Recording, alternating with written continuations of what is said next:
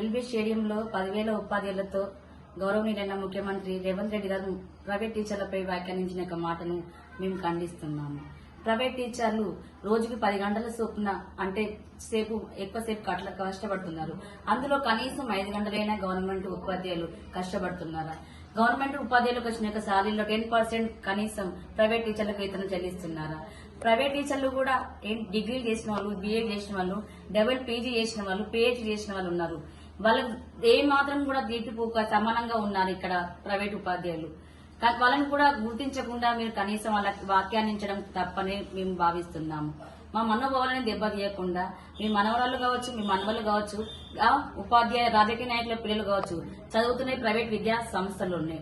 JEE కావచ్చు, neat కావచ్చు, IIT కావచ్చు, ఎంబీబీఎస్ కావచ్చు, ఇవి ర్యాంకులు సాధించడాన్ని కూడా ప్రైవేట్ విద్యా సంస్థల నుండి వచ్చిన పిల్లలే. ప్రభుత్వ ఉద్యోగ పిల్లలు కూడా సాధించడంలో ఎక్కువ సాధిస్తున్నారు. వాళ్ళకంటే ఏమైనా ఎందుకు ప్రైవేటు ఉపాధ్యాయులను కించపరుస్తున్నారు, తక్కువ చేసి మాట్లాడుతున్నారు? దాన్ని మేము వ్యతిరేకంగా ఖండిస్తున్నాము.